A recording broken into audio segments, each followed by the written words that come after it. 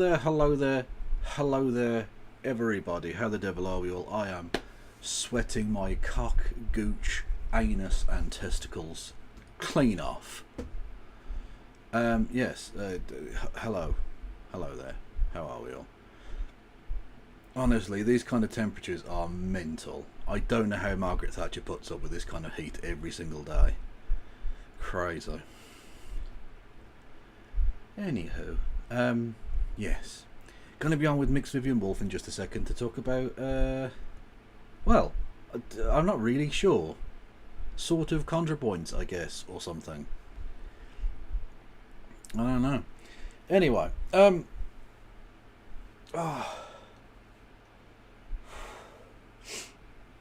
so, yes, if you wanted to contribute to me being watered and fed like a pony or a penguin at the zoo. I wish I was a little penguin in the cold. Oh, that'd be amazing. Flippers and everything. I could swim in my little flippers and then get eaten by a shark, probably. So actually, no, I'd prefer not to be a penguin.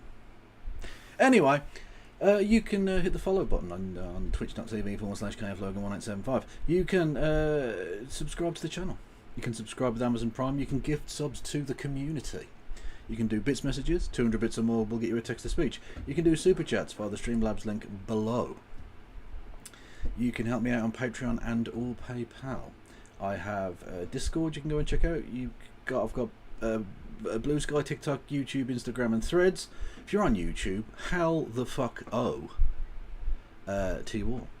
Everyone go and follow Katie Marshall / Mad Cat Scotty Eye on the various things. Oiled like a baby otter. She might be. I can't possibly comment. Yes. Yeah. You can go over there. You can subscribe for free. You can thumb the video up. You can hit the bell icon to get notifications. Even though that was the point of the subscription thing in the first place, YouTube, you are wankers. Anyway, you can become a member for 99 pence, as indeed Nick the Peasant did. 4 months. Much fucking love to you. And you can give memberships to the community, and you can do super chats, which not only help me out, but also the noise scares the shit out of me.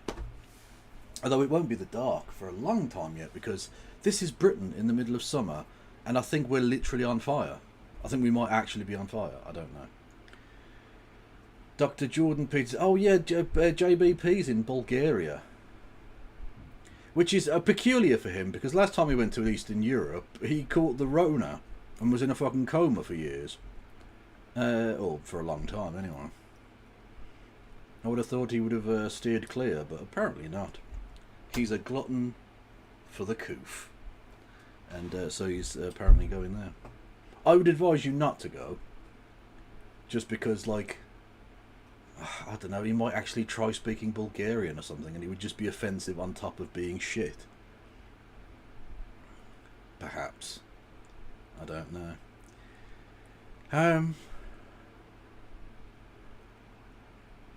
Anyway, yes. So, we're going to talk with Viv for a bit. Well, generally, when me and Viv get together, we talk forever and ever. So, like, although I've got other things that we can talk about afterwards, like serious things, like the British government being dog shit and that, we might not get to it, I don't know.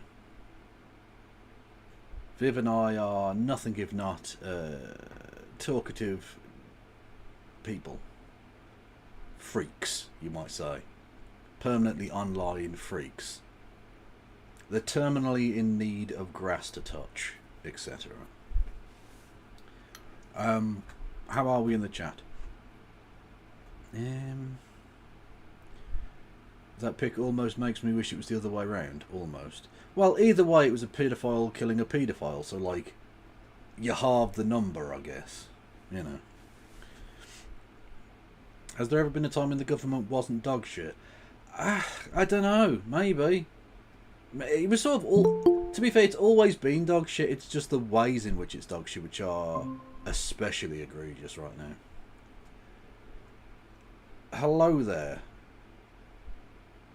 Hello. How are you? Can you hear me? Can you move your fan slightly further from the microphone?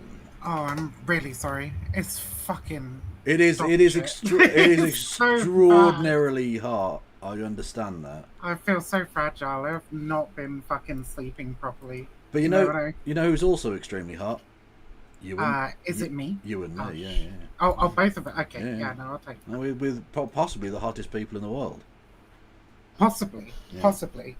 Although, I reckon people living in like sub-Saharan Africa or Qatar or so. I had a friend who lived in Qatar, and he was like, it gets 40 degrees plus for like whole weeks, months at a time Move. in summer there. Oh no! Oh no! They've taken your passport. No, you can't move. Oh, okay. Yeah, why? Why would anybody live there? Desperation. Maybe? Oil. Probably. Yeah.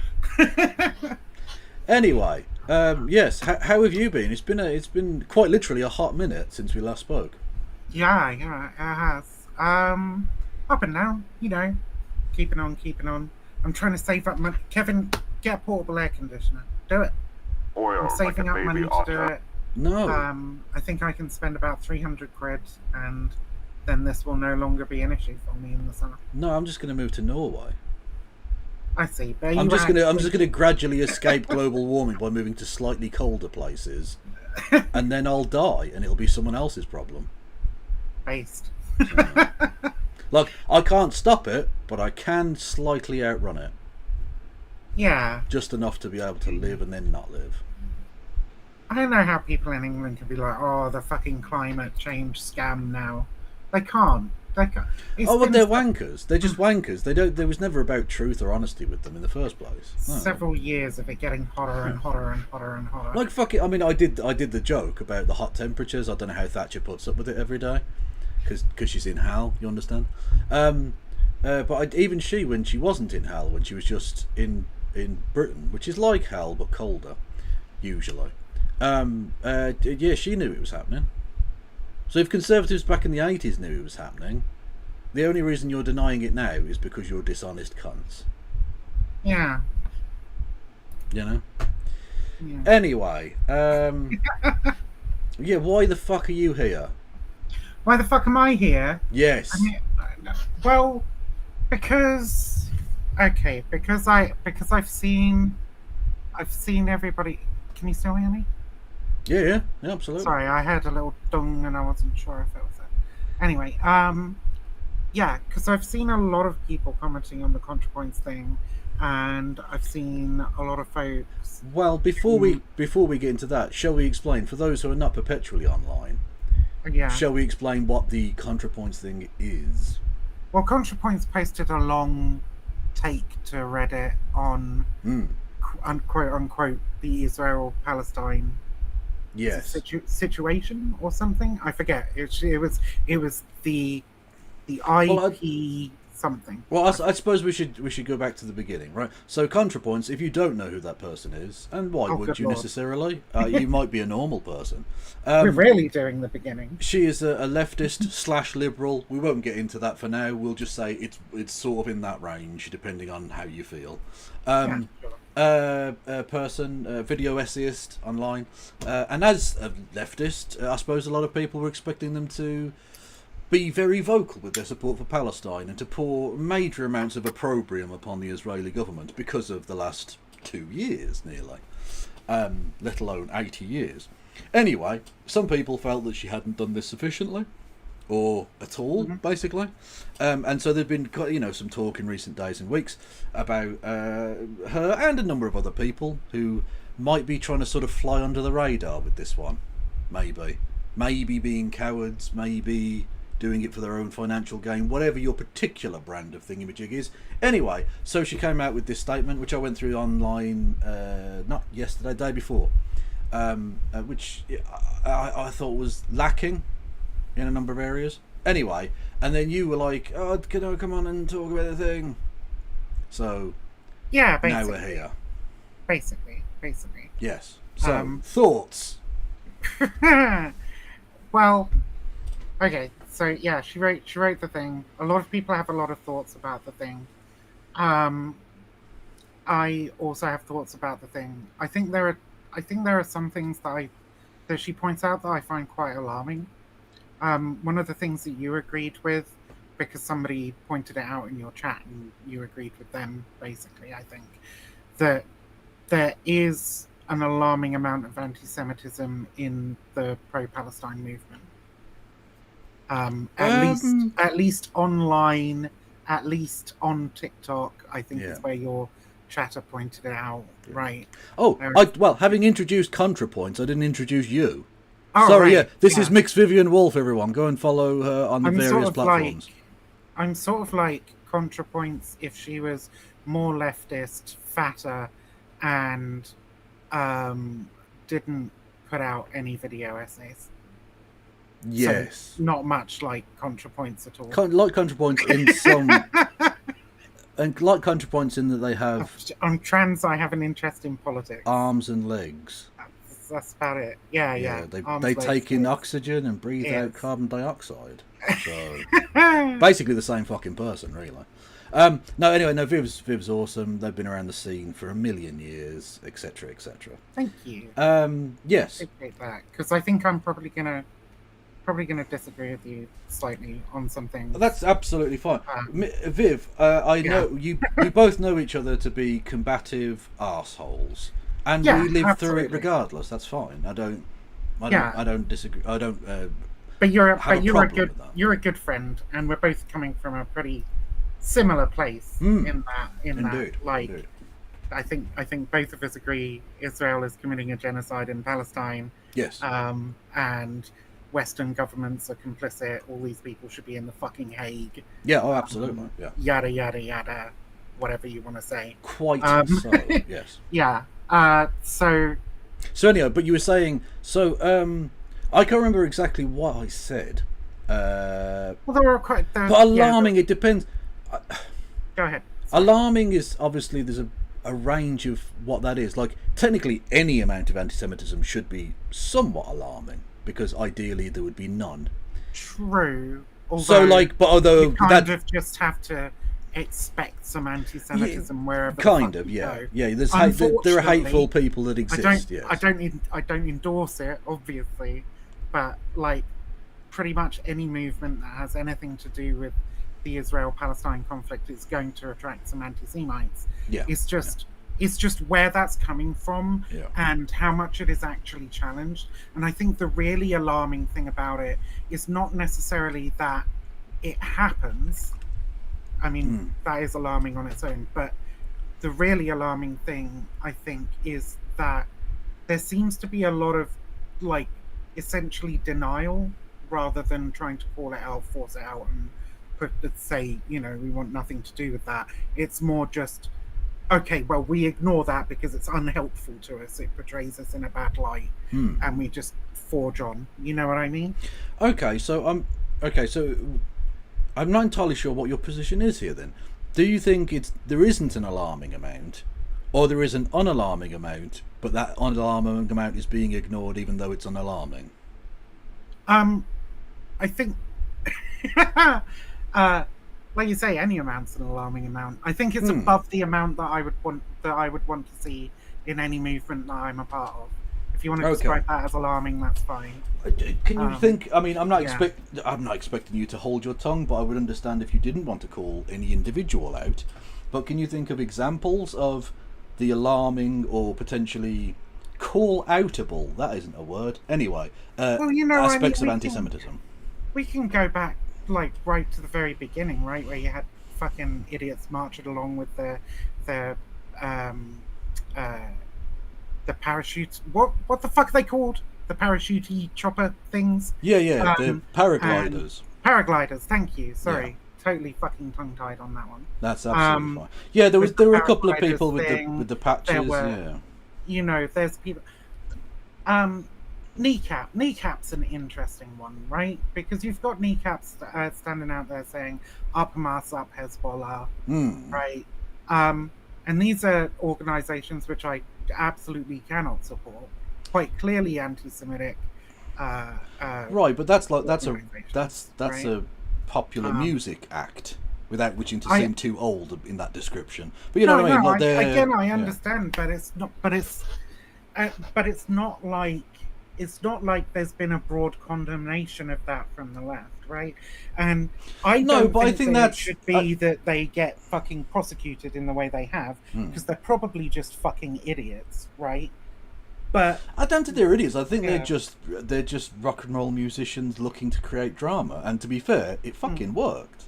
it did very much work. Yeah, but I think they are sincere in their general beliefs. I don't think they do support Hezbollah, for instance. I think you say a thing because in the height of the moment, and also I understand why people wouldn't want to necessarily pile into kneecap, because like you've got the They're prime already minister getting trying piled to in from the from fucking right. the fucking No, I the understand fucking that. forces of like Zionist evil that control so much, unfortunately, have been piling in already. They're literally trying to get one of them locked up as a fucking terrorist.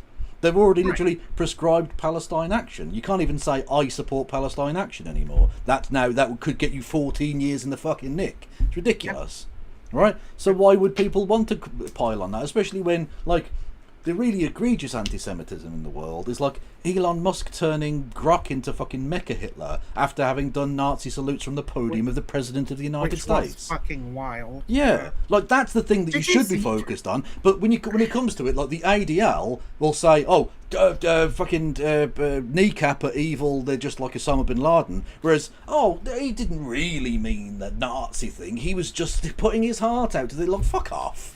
It's obvious Yeah, what no, you are. I mean, obviously, fuck the ADL. Yeah. Obviously, fuck the campaign against anti-Semitism, who contributed massively to the propaganda in the early stages Yeah. of the conflict by And that's part of the problem. providing hate crime statistics Yeah. and including things like people graffitiing "Free Palestine" on a wall. Well, this is why it's difficult to take. Like, when you say it's a problem that gets ignored on the left, I can understand why it gets ignored on the left. Not because it's right to ignore it, but we've just lived through the ridiculous smears against the likes of Jeremy Corbyn and Zoran Mamdani and all those sorts of things, right? On both sides of the Atlantic. We've seen the way in which, like, fucking Eve Fartler will say some dumb shit like, "Oh, I saw a free parking sign and thought it said Free Palestine. The Jews are tired." and I had a heart attack. Yeah. Yeah, like just ridiculous fucking nonsense to the point where you just think, well, if they're just going to scream anti-Semitism at fucking everything, then I'm not going to take any of it seriously, because it clearly isn't like some big, massive groundswell in the way that they're implying. And that's part of the problem, is that when Zionists frivolously and completely erroneously accuse everyone that is against Israel in any way whatsoever of being anti-Semitic, up to and including, like, they said Joe Biden was being anti-Semitic, because he said maybe kill maybe some few less people or something, you know? Like that sort of thing. You undermine the seriousness of the accusation of anti-Semitism to the point where people look. You can only cry anti-Semitism so much before they go, well, you cried anti-Semitism the previous 20 times and it wasn't there. It's the boy who cried wolf, you know. I entirely agree, and like I'm 100% with you on that particular point. But like I don't want to call out anti-Semitism for the sake of like making our movement more palatable, or because we want to commiserate with the people who are throwing around these accusations of anti-Semitism all over. I want to call out anti-Semitism because anti-Semitism is an ancient evil which must be combated at all fucking costs, right? That's it. That's the only. That's my only reason. Yeah, no, absolutely. I wouldn't accuse you ever of doing like the respectability politics thing, because I think you're a far more serious person than that. Well, not just serious. I'm also just an asshole. Well, I okay. don't care about being respectable. Well, you know what I mean, though, right? You're not going to sort of play that silly game. Yeah. So and yeah, you're right. Anti-Semitism needs to be called out because, in of itself, regardless of any context, it is immoral. Yeah. So it's worth calling out. But like I say, for ordinary Well, it's people, not just immoral; it's dangerous, right? Well, yeah, and it's not just dangerous towards Jewish people. It's like this. Oh, geez, how do I put this? Okay, this will piss a lot of people off. There is a section in the left that we've constantly fucking bitched about. I'm sure you as well. who are very, very West bad, everything West bad, anything against West good. Therefore, I love Assad. I love Hamas. I love all these fucking horrific fucking people, right? Yeah. And they, you know, you can argue about whether or not they're in the left. They claim to be in the left. Yeah. I would call them fucking fascists myself, but regardless, they exist, and there is a lot of crossover and a lot of potential for those people to pull from the broader left or to engage in entryism or otherwise spread their propaganda amongst the broader left, especially those who are maybe less educated on the topics that they're engaging in, right? Yeah. You know, it's very easy for Syrian Girl to get reposted by a whole bunch of fucking people who, if they knew what she was actually about, would never go near her, right? Well, exactly, but that's sort of the problem with all bad faith actors, really. Like, there are things that Nick Fuentes will put out there that, again, outside of any context, seem perfectly reasonable. Because they're just like, well, the Israeli government kills loads of innocent people. That's fucked up. Yep. So you might, someone who doesn't know who Nick Fuentes is, because, like, who the fuck does? Like, we online people overestimate how actually important or well known anyone like Contrapoints or Nick Fuentes or whoever are, right? You might not necessarily know who the fuck he is, so you retweet him, right? That can happen to anyone and everything. Is that itself a significant enough problem that we need to do, like, much by way of self-policing of that, when there's already so much outside pressure of, like, bullshit? Does that make sense? Like, don't get me wrong, I'm not suggesting we should, like, ignore it. If fucking Syrian Girl or fucking Haz or whoever, these fucking wankers pop up, you call them out as and when. But, like, do we need to concentrate on that when there's, like, it seems to me there's a much bigger issue at play? And I'm not just doing the, well, you're concentrating on this thing and we should just concentrate on dead Palestinians. We absolutely don't. But I do keep seeing things, and maybe this is more of a fucking online problem than anything else, but I do keep seeing things like pop across my timeline. There was like a video the other day of some Israelis getting kicked out of a restaurant in, there's some fucking place in Greece or something where the locals are complaining about Israelis moving in. And you know, you get the old translate on this, and the guy's just literally saying, like, you fucking Jews, get out of my fucking restaurant, right? And it's like I can't, you know, I don't hate people for being Israeli. I don't hate people for being Jewish. I don't even hate some people who consider themselves Zionist, and I will. We'll get onto that. That's a bit spicy. Hang on. Time out. Sorry, just to Rachel in chat. I wasn't comparing Nick Fuentes to Natalie Contrapoints. I was comparing Nick Fuentes to, like, a sort of tankies, I suppose you might say, or like contrarian anti-westist pretend leftists. Yeah, those people. You know, the fucking Jackson Hinkle and those kind of wankers. Red brown fash. Yeah, exactly. Yeah. But that was in the context of, like, entryism from people either right or left who are nefarious bad faith actors. Anyway, so you were saying you don't. What was it? I said I don't hate people for being Jewish. I don't hate people for being Israeli. I don't hate some people for considering themselves Zionist, which might be a bit of a spicy take, and we can talk about that in just a second. I hate people for supporting the genocide in Palestine, right? I hate people for being involved in the genocide in Palestine, right? At least in the context of this conversation, that is the thing that I would be like, you know, if people are coming into a restaurant where I worked and they were Israeli, I wouldn't kick them out. If they were Jewish, I wouldn't kick them out, right? But if they're coming in and they're like, fuck Palestine, and sharing around pictures of dead kids and laughing about it, or whatever the fuck these sick cunts do, then I'd be like, yeah, fuck off, get out of my restaurant, right? Okay. What slice of the Zionist pie? That's a weird way of putting that, Kev. What bit of what section of Zionism are you okay, or Zionists, I should say, people who consider themselves Zionists? So I'm personally not okay with Zionism almost at all. Hmm. I think if you were to take the broadest fucking definition of Zionism and say that it simply applies to the idea that Israel should exist and there should be some sort of safe harbor for Jewish people in the world, Which I is like the still- most centrist bullshit lib definition. no, but yeah. I agree, right? Yeah. But that's what I'm saying. I'm just like, so if you take it that broadly, I still think there's arguments I could make against it, but I'm not gonna fucking come after somebody for sort of saying that, right? And I think that the problem is, and I think this is something that Contrapoints kind of like hints at in her writing as well. The problem is that there are an awful lot of Jewish people in the world who have been raised with that particular kind of idea of Zionism, right? Zionism is in the Jewish people are not safe in. Sorry, got fucking burps because I've been drinking too much iced water like all day.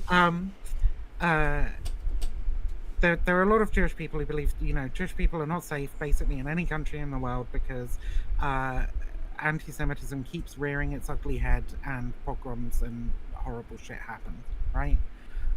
Which again would have more weight to it if every single time, like, I don't know, an Israeli football team go to a place and cause trouble and get the shit kicked out of them, rightly, they didn't call that a pogrom. Yeah, no, I agree, right? Like, obviously, because Israel is the state that was created by the early Zionists, right, and is the product of the Zionist project. Yeah. Regardless of other people having this sort of milquetoast, wishy-washy understanding of what it means to call yourself a Zionist, the Israeli state will use basically any kind of incident with Jewish people to drum up fear, right? Yeah. It's like we talked about before with like the Zarqawi method, right? Israel is very, very good at doing the same kind of thing that Al-Qaeda did, which is to make Jewish people around the world feel like they don't fit in, to ironically drum up anti-Semitism around the world to make them to put those people in danger in order to increase the attractiveness and support for the Zionist project in the Israeli state, right? Yeah, it's source of new people. Yeah, and that's no different than what Al Qaeda and ISIS did.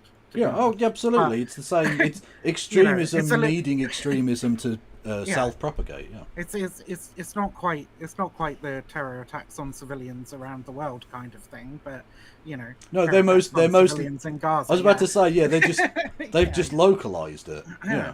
But that's because that is a project of ethnic cleansing rather than as a project of propaganda. So anyway, we're getting a little bit off track there.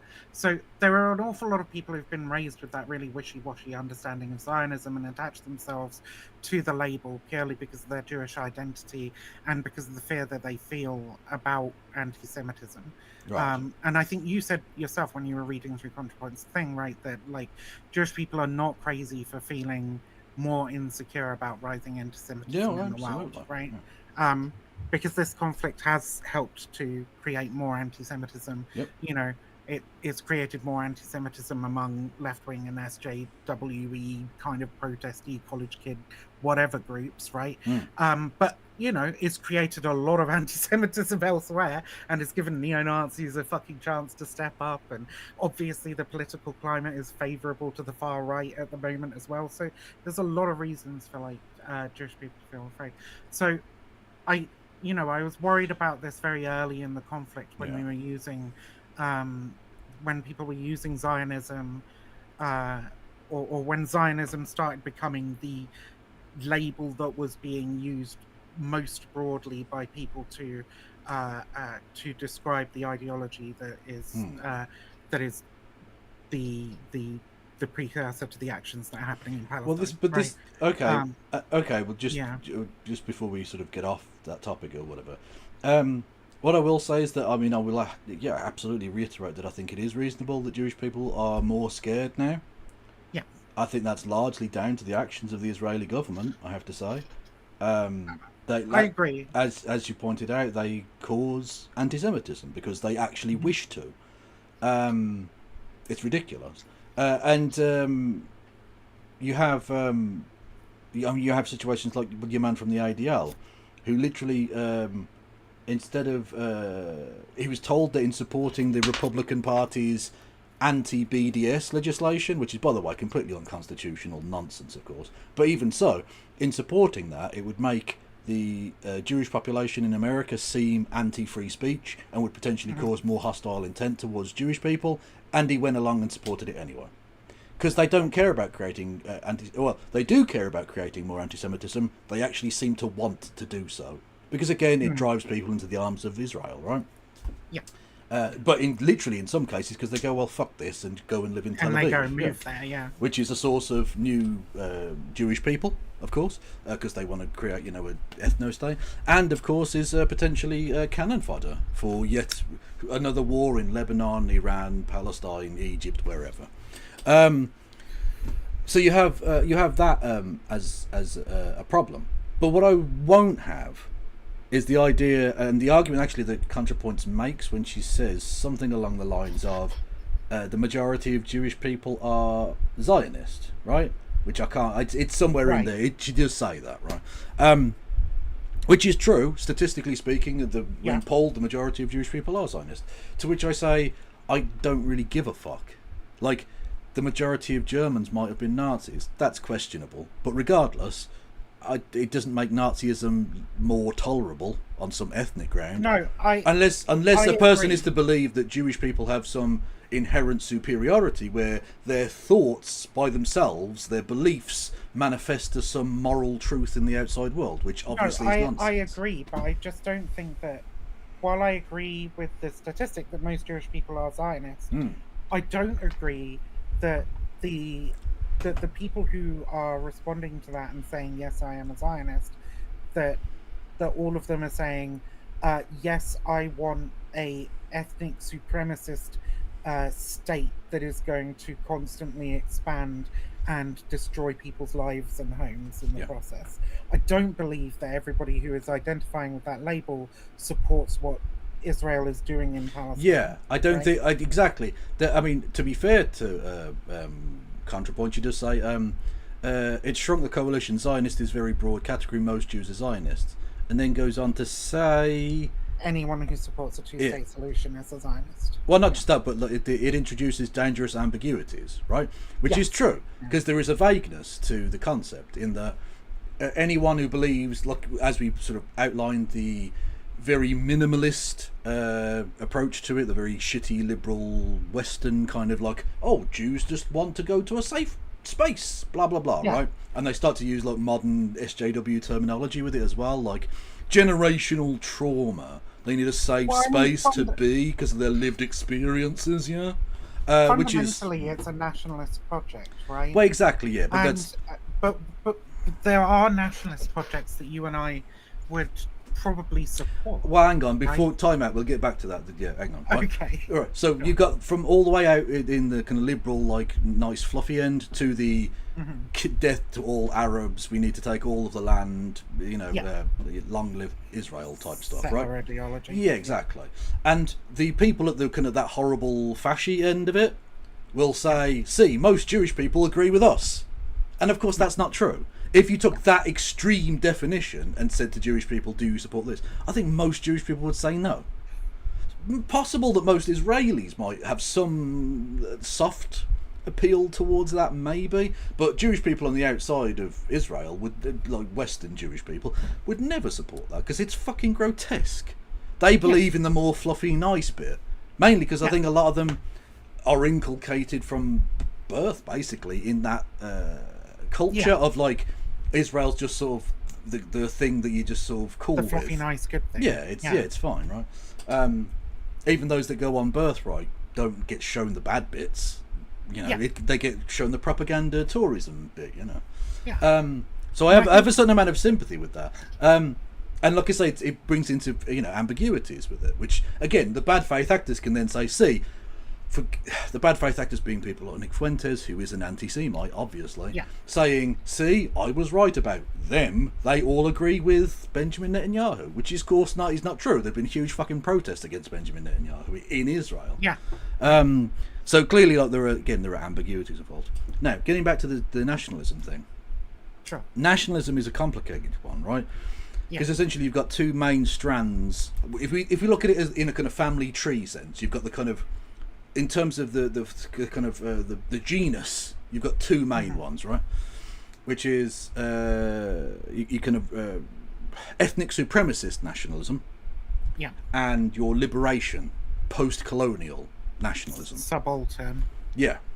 Yeah. So you've got basically the United States of America. White supremacist, land grabby, fucking murdery, genocide-y horribleness. Yeah. And then on the other end, you've got like, the SNP or something like that. Like a kind of, I'm not saying they're like Gandhi or some shit, but like, Yeah, sure. the Ireland, the Kurds. exactly, yeah. Rojava, People throwing Rojava. off, basically all of sub-Saharan Africa. Think of it that way, right? Throwing off the shackles Well, of they've been imperialism. varying degrees of brilliant to horrible. To be fair, like there's been some pretty True. awful Although the one movements. country that wasn't ever occupied was Liberia, right? Which was because it was like American citizens technically were going over there and stuff. So the Americans went to the Europeans. Leave that bit. You don't have to go out. You can have the rest of it by all means, but you leave Liberia the fuck alone, okay? Yeah. So they did, and of course that means that they speak English in Liberia. One of the few places in the west coast of Africa where that's true. The Liberian government, French, isn't it? indeed, the Western Liberian government, the Liberian president went to Washington DC this week, and Donald Trump asked him, "How come your English is so good?" Yeah, because Donald Trump's a fucking moron. How come your English is so good? To which I'd love him to have corrected him and gone, "That's not even a correct English sentence, you prick. You can't even speak the language yourself. Well, I should ask you, how come your English is so fucking bad, you prick?" Yeah. Anyway, so that's literally Monrovia, the capital's named after James Monroe, former American president. Little fact. So to get back to the point though, right? Was there a point? I don't know. There was, and the point was that like we can support nationalism of the subaltern, and I think that if we look back in history, it is reasonable to consider Jewish people to be subaltern in particular parts of history, possibly just continuously. Right, that's debatable, arguable, whatever. Well, but at least in certain points of history. I will say, right. Right. Yes, they've been the subject of imperialist conquest and expulsion and all the rest. Yeah, they're absolutely. Yeah. But I think there's one significant difference between Zionism and what the kind of liberation nationalisms of, like you say, Ireland or even modern day Palestine, I suppose, is the sort of geographic basis for it. Right, so Sure. Gandhi was from India and wanted to liberate India. Technically, De Valera was born in America, but he's from Ireland. He wanted to liberate Ireland. The people who were Zionist weren't from Israel because Israel didn't really exist. They weren't from Palestine. They weren't from the Levant at all. They were from Poland and Russia and Britain and Italy and Germany. That's where these people were from, mostly. Yeah. There were still some Jewish Sure. people who lived there and all the rest of it, and there've been people expelled from like Iraq and North Africa, and there's been all sorts of waves of immigration. But ultimately, they weren't liberating themselves from being oppressed in the Levant. They were being fucked over by white Christians in Europe, and went and made it Arabs' problem. I agree with you. There was, and Like Michael Collins didn't go, "I want to liberate the Irish people. I'm going to go and take Mexico." Do you know what I mean? But fundamentally, the problem I have with Zionism is not the idea of some kind of Jewish separatism and or nationalism, right? Because separatism and or nationalism of the subaltern seems to me to be a somewhat reasonable response to oppression, right? Yeah. Even if you can say it's not necessarily always feasible, it is at least reasonable, justifiable, and moral, right? Especially after the Holocaust, any Jewish person living anywhere in the world would have been. Yeah. I mean, once the camera footage of those places start to arrive, you realise we're not safe. These people are never going to accept us. So the problem, Yeah. so the problem we have is how it was implemented and how it continues to function, right? And to take us right back to the point, and the reason why I brought this up, right? If indeed we have no problem with the idea of subaltern nationalism, right, and a significant portion, I'm not going to say the majority, but a significant portion of Jewish people around the world who consider themselves Zionist only have this wishy-washy understanding of themselves that is somewhat similar to the idea of subaltern nationalism, right? Then when initially, these things started and Zionist became essentially a fucking slur, right? And is now used in that fashion pretty much exclusively. Then we took a huge slice of Jewish people who would have been, I think, quite sympathetic to the idea that Israel should not be doing what it's doing in Gaza. And we instantly demonized and I don't want to make excuses for any of them that decided, well, fuck you, then I'm going to go over here to this camp or whatever. But we basically gave them no camp to be in. We essentially, immediately demonized anybody who identified with that label, even if their understanding of that label is somewhat, different, or you could say they have a poor understanding of what Zionism entails or whatever, right? This was a problem early on in the protest thing that I was worried about, but there was literally nothing I could do about it. I did sort of discuss it slightly a little bit in the beginning as well, but it just it took away a freight train, and there's not much you can really do about it. Yeah, I know what you mean, but I find it difficult to feel, especially bothered, I suppose is the word, that there are some people whose feelings get hurt when you tell the truth. Do you know what I mean? If people were lying, if people were making shit up about Zionism, that would be one thing. But you're not. It's pretty obvious what this colonialist genocidal endeavour is. And ultimately, it's up to individuals to open their eyes. Now, I think it may take a while, and the reaction instantly, like you said, is for many people to react violently or negatively against that. But I think for a lot of Jewish people, this will have opened their eyes. And certainly I think for a lot of Americans, be they Jewish or otherwise, has opened their eyes to what Israel actually is, rather than what it purports to be and what it is portrayed as by the Zionist-friendly Western media. I just think that with Zionism, the word Zionism very specifically is, for some people, even when they mean it very in the milquetoast way, subaltern nationalist way, whatever the fuck you want to call it, Jewish people have been oppressed and they need somewhere to be safe kind of way, right? And that would have been less terrible if it would have been less terrible if they'd given a massive chunk of Germany to Jewish people. No, I agree, but if they take Kaliningrad or whatever that went to the Russians, if they'd gone, all Jewish people, this is your bit now, you have this. Yeah. That would have been one thing. It still would have been weird because people already fucking lived there, right? It wouldn't have been great, but at least at least the kinds of people who did the shit had to be punished for that, rather than some random fucking Arab who was just a fucking goat herder in the 40s and 50s. He didn't fucking do anything, Why is he being killed or expelled? I just think that it could have been approached a little bit more sensitively, which is very difficult to do possibly with the board movement. Yeah.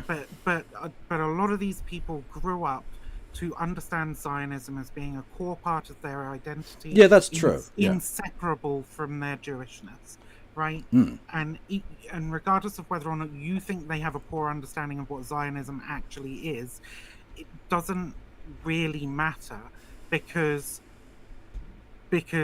Zionism to them meant something other than that, right? Well, true. And I don't think. And again, I don't hold much truck with the idea that we need to be centering the opinions of Zionists, be they liberal or otherwise. Especially when you consider the fact that look at all of the quote-unquote liberal, kind of nice Zionists who have turned into some of the most raving fucking lunatics since October 7th. Yeah, no, I agree. Look at fucking Michael Rappaport, who, again, was kind of a liberal guy, like an anti-Trump twat or whatever, but, like, still, even so, who now goes around doing, like, fucking, beep, Michael fucking... Rappaport is a fucking lunatic. Yeah, like, going But about... this was not all of them, and I don't think No, clearly not, no. I don't think that we particularly aided in that by immediately demonizing them for simply identifying the label of Zionism, right? This Well, I might be a think distasteful opinion to the broader left, but you remember earlier when I talked about, like, you know, ISIS, Al Qaeda, Israel doing the same fucking thing, trying to create division, trying to make people, like, by doing what we did, we essentially played straight into that, right? I mean, I suppose so. Again, it's difficult to police like an entire movement. It's a broad spectrum of different people, and I think there probably were some people who reacted in those bad ways. Right? Oh, absolutely, you can. Even if we say, like I said, there was very little I could do about it, even though I spoke about it a little bit early on, right? We can still say that we think that was probably a bad thing. Yeah, it probably wasn't a tactically great thing, but again, I find it difficult to get too, like, okay, and this is where I suppose I do fall into the fifis type thing. There's only so many videos of, like, squished babies in bags, or parents crying and screaming over the corpses of their children, or Israelis dancing in the knickers of women they've just slaughtered, or whatever, that you can see over the course of 2 years before you think, well, I'm sorry, if at this point they still haven't seen that what Israel is not the nice fluffy version of things they've been told, then I don't know that me trying to nicely explain it to them is going to get them there either. I agree, but I don't think some of them are seeing that. At least by this point, I think most should have, outside of the most insular communities. But especially, like, early on, let's say for, like, the first 6 months after, like, October 7th or whatever, we were all seeing that shit. But I think that there was probably a lot of Jewish people who weren't, right? We have to consider that we're in different kind of informational bubbles. Again, taking True, it back, but I can't help but feel that if you aren't seeing any of it, then you have chosen not to. You don't care enough to give a shit. I mean, in which case, I don't really feel that I need to take your. I don't need to take your feelings into account on this, because you're just an ignorant prick. You know. I just mean early on. I think there's. Oh, maybe early on, but it's been. Look, we're about to come up on the 2-year anniversary in the not too distant future. By this point, sure. None but the most insular, fucking crazy Orthodox communities or whatever. Everybody else will have at least come into contact with some media. Although, talking about the ultra Orthodox people, I went to a thing today. There was a rally in Brom. Unfortunately, Galloway was there, although I didn't see him. Some of them are anti-Zionist, some of the ultra Orthodox. Well, exactly, yeah. There were the lads with the big fucking furry hats and shit. I don't know which particular branch they are, but I saw them and I was thinking, you must be boiling your cock off. There's no way God wants you to wear that in this weather. There's no way God's like, no, you have to keep the massive furry hat on in 35 degrees. Baking sunshine. Take that hat off. I hardly they've got like a big coat on and the fucking hair, and you must be dying. I hardly think we can really have a go at them when we have the Royal Guard, right? Well, at least they're at work. These lads were on their time. They were on their days off or whatever. They were just walking around the place. It was fucking mad. It was good to see them there, because anti-Zionist Jews are important, I think. Because a lot of people put like, all the Jewish people are massively Zionist. Well, yeah, there are lots of Jewish people who are very much not Zionist as well. Yeah. I think it's important that they be heard and seen. Well, as well. It's important that Zionism not be equated with Jewishness, right? Well, exactly. Well, I've said this. I said this during my stream the other day, that Israel, its sort of biggest crime against Jewish people is it's equating all Jewish people with its actions. Because if that were true, if the actions of the Israeli government were were the representative of Jewish people, that would mean Jewish people are fucking evil. But they're not. So, like, they're lying. The Israeli state are lying about that. And I suppose my only point, and maybe to draw a line under this particular part of the conversation, because there were a couple of other things I wanted to get to, and I don't want to get stuck on this for another hour. But like, the only point that I'm making, I suppose, is that like maybe we could be a little bit more sensitive to that, and not just use it as a sense of outrage to say, oh well, I'm criticizing Zionism and you've called me an anti-Semite, and that's wrong, right? But there is a deeper evil being committed here, where a lot of Jewish people are growing up and seeing Zionism as inseparable from their Jewishness because they're inculcated with that particular propaganda, right? Yeah, and so this is a crime perpetrated on the Jewish people and on anybody who dares criticize Israel for their actions. I know what you mean, and I think there's a certain truth to what you say. I think it's just going to be a very difficult sell. I think a lot of people get understandably very emotional, and actually that's one thing where I think the Contrapoints did let herself down in her statement, was the idea that being angry about this is like a silly reaction or something. Like, so I didn't see that. She said, hang on, I'll have to find the exact word. I know that's how you took it because I noted it when I was watching you talk about it. But I think that was your interpretation of her words. Well, very possibly. Anything explicit. No, she didn't literally say being angry is silly. No, I did read into those words. Where is it? It's right at the beginning. Is it? Leftists wanted me to join in with their angry something. It's right. Oh, here we go. But I think that leftists really wanted is for me to join their chorus of anger. No, that seems to me dismissive, or like that it's an odd or some way risible response to the situation. Which I don't think is true. I think that's actually a really disappointing way of framing it. But okay, and I suppose this is where we like slightly move the conversation on, right? Is that like she kind of did join the chorus of anger, right? Did she? Okay, when April 16th, 2024.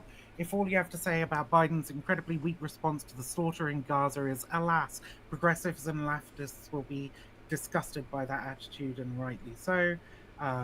Like she made, I went and had a look because obviously the main criticism here is like, well, why hasn't Contrapoints said anything about Gaza? And then I go like, you can literally just do it with the search tool on Twitter and go Palestine, Gaza, Israel, and there's like comment after comment where she calls it a slaughter, where she says that Biden's actions are fucking unacceptable, where she's saying democratic messaging needs to be different.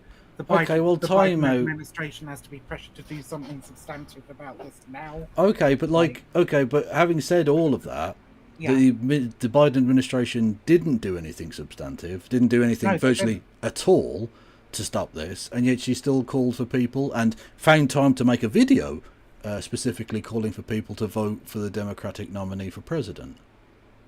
Yeah. Okay, so those words were at best hollow then, and secondly, or at worst, just fucking plainly dishonest. Well, I think from her point of view, and I don't. That's dumb, because how the fuck can I even speak from her? But I think that a reasonable interpretation of her motivations could be that, like, you can maybe place pressure on the Democrats to do something. You can't place pressure on Trump to do anything, right? And that Trump is going to be infinitely worse. Even if the Democrats have been very I don't know that he has been much worse on this. He's been worse in a lot of other ways. But in terms of this, it's progressed. I don't know if the Trump Riviera or all of that fucking plan would have come together with the Democrats. Obviously, we're talking about unfalsifiable things here, but Trump has definitely done significant harm to the situation, right? Well, beyond Trump, just this is providing Israel with this aid, is the difference. This is the problem I have, right? Trump demonstrably is a monster, but he's not in a number of ways actually that much worse policy-wise than virtually every other president in recent time. What he is is too stupid to lie about it effectively. Well, again, I don't know. I don't know that Biden would have done anything to stop the slaughter or the removal of these people, because we already had that highway built through northern Gaza. So under Biden, they were already planning to take the northern half of the Gaza Strip. So let's say they only build the Riviera on half of the Gaza Strip. But were they planning that with the assistance of the Democratic Party? They were doing it with the willfully ignorant complicity of, at best. And in fact, Joe Biden could have stopped this in a heartbeat, because we know that Reagan did. Reagan fucking phoned up Israel and went, stop bombing Lebanon in the 80s, and fucking Reagan got them to do it. Because ultimately, this is the problem, right? Both Biden and Trump back up the racist conspiracy theory, the JQ, right? Because they make it look like it's Benjamin Netanyahu puppeting the strings, and it isn't. America at any point could say, no, we don't want you to do this, and stop it in a fucking heartbeat. And they don't. They're just not interested in doing so. Israel can do what the fuck it likes. It has carte blanche. Not because it runs everything, but because it suits America down to the ground. It's fine. I agree with you. I do. And for my part, like, I would not want to vote Democrat because I find their actions morally reprehensible, right?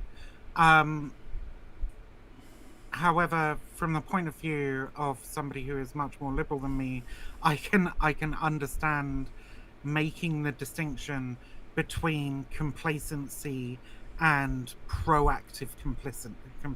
Oh yeah, right? Don't get me wrong. I think liberals can fall into that trap very easily. But my point is, I don't think that Biden did anything that would have elicited the difference in response from those previous tweets that mentioned to her backing him, or backing technically Kamala Harris, but whatever. Maybe not. Maybe. And secondly, I expect both you, me, and Contrapoints to be smarter than that. And I think she is smarter than that. And the problem that then leads to is the rather troubling thought that if she's smart enough to have worked this out, does she therefore not care that he didn't do anything and was always going to back him regardless because she's just a Democratic Party shill? Well, I think a lot of people make the argument that you live in a two-party system in America and that Trump is broadly going to be worse for everybody and everything than whatever Democratic nominee there is. I mean, you say that, but the Republican Party exists because it won as a third party. I will just point that. Long time ago, but let's not pretend that it's never happened. Sure, yeah, and I know I can argue against these points like in a whole bunch of ways, but all I'm saying. And now we've got Musk's America Party. It's going straight to the moon. All I'm saying is these are not unreasonable views, nor do they make the person expressing them supportive of like what's going on in Gaza, right? Or whatever. Yeah.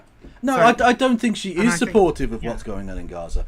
I think, like a lot of liberals, she wants it to go away. Yeah. Not that she feels it morally incumbent to try and make it stop, just that it goes away because it's inconvenient for liberalism. I mean, maybe, and I think this is what a lot of people are reading in, either that or cowardice or whatever into this, right? But this essay doesn't say I'm too scared to engage with this topic. It doesn't say I'm sick and tired of this topic and I wish it would just go away because it's politically inconvenient. What this essay very explicitly says, right, and the sections are fucking titled as such, is that she's fucking doomer about the situation. She doesn't see any way in which some effective thing could have been done. Now, I disagree with her on some of those points, right?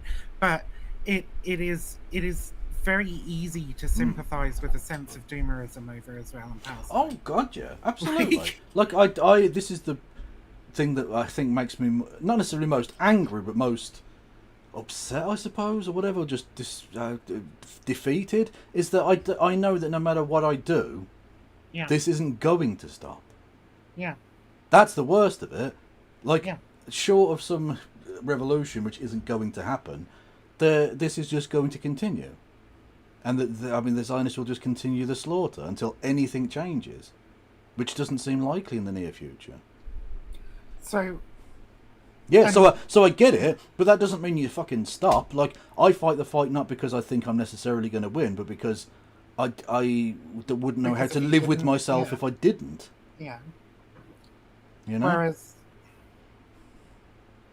yeah, I agree. I agree, but and of course, like, I keep fucking talking about it here and there because, you know, it's, I just have to, because it's a fucking atrocity. I'm not playing me all the mutants.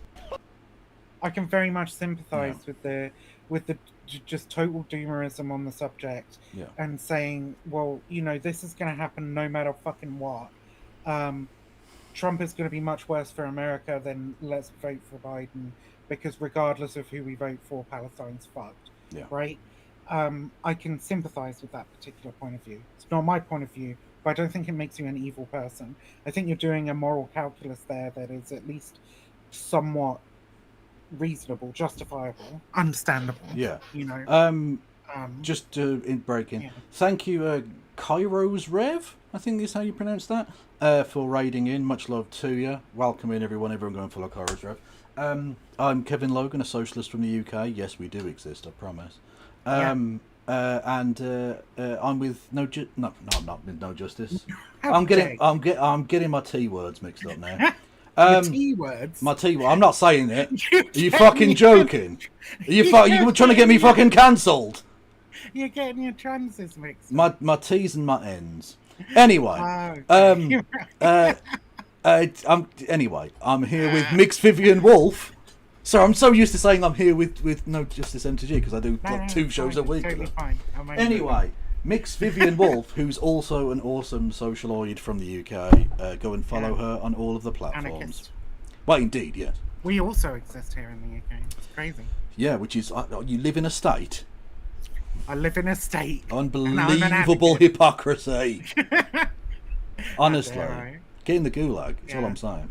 Anyway, yes, you can hit the follow button and all that jazz if you wanted to. We are currently talking about, serious topics through the lens of, serious topics through the lens of online slop. Yeah, is the way I'm sort of looking at it. Yes. Oh, so there was a it's criticism, but I think intentioned criticism or whatever, or not well intentioned. Whatever. Anyway, a person in chat says, "Is MxVivianWulf whitewashing Natalie's suburbanite wine mom disturbance? Because what Natalie did centered herself and Israelis with hurt fifis who are catching strays is not how you respond to an ongoing turbo genocide." Can you translate that for me into TLDR? I think I vaguely get what the person's saying. Basically, are you either trying to or in fact whitewashing Natalie's liberal I don't want to be disturbed with this bullshit approach? Well,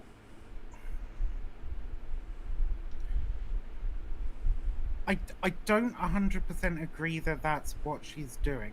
Okay. So if you want to call that whitewashing, then that's fine. I don't think it's that she doesn't want to be bothered with it. I think it's that she's totally fucking doomer over the subject, and because she is a dumb lib, right?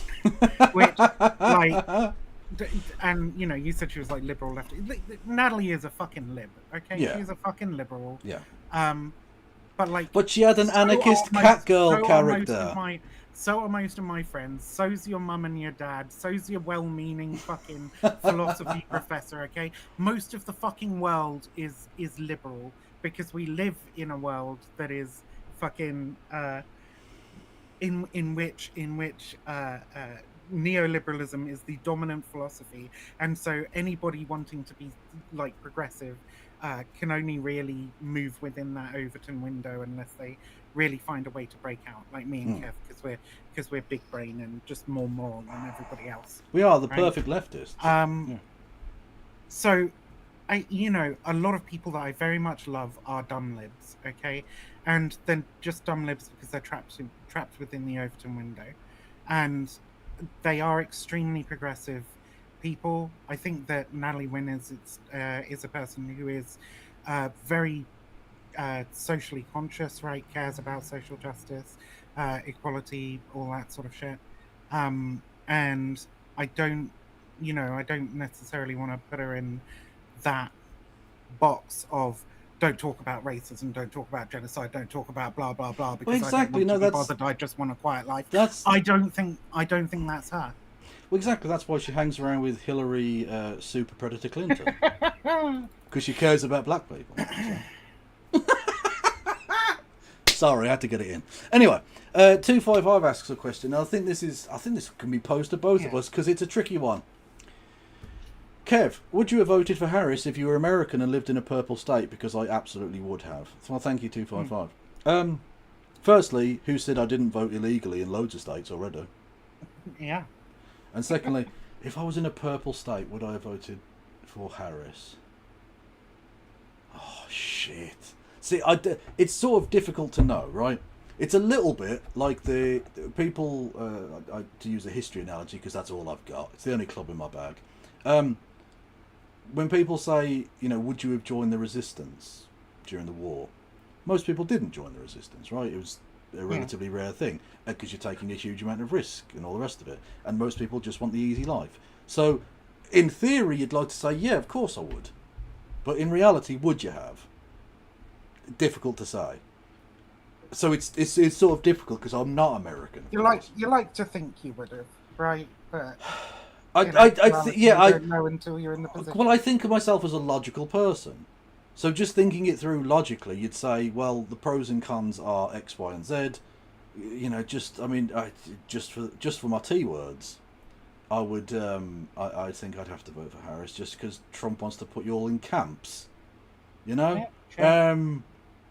So do I think she'd have been great on Israel Palestine? No, she's a fucking horrible prick. So is it bad that Contrapoints, no, not necessarily. Contrapoints pushes people to try and vote for liberal and that's rather than Trump?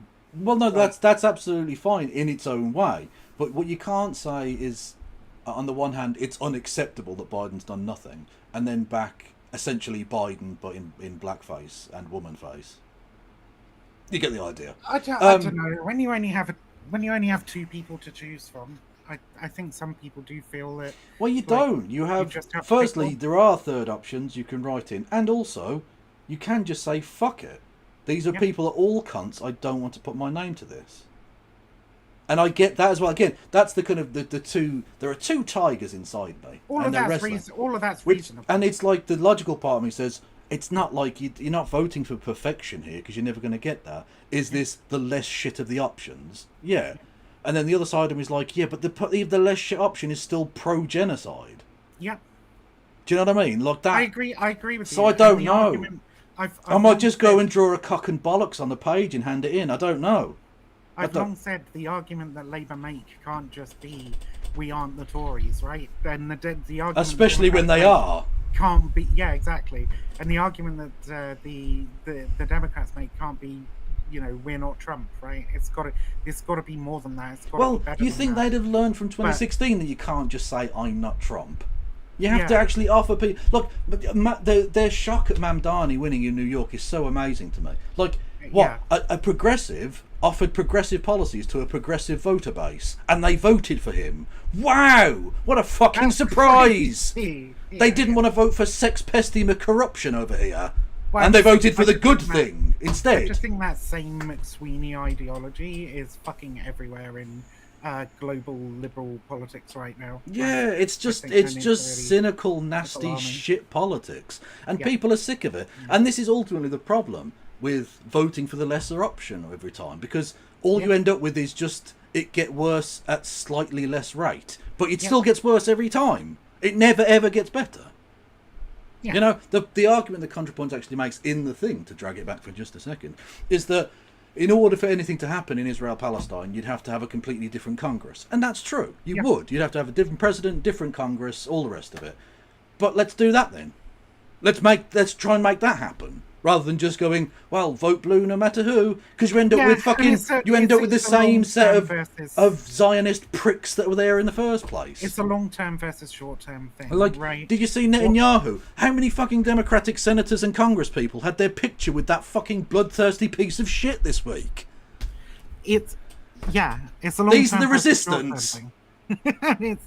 Because you say, well, okay, we need to build towards this other better system, and in the meantime, that means that the greater of two evils is going to win, right?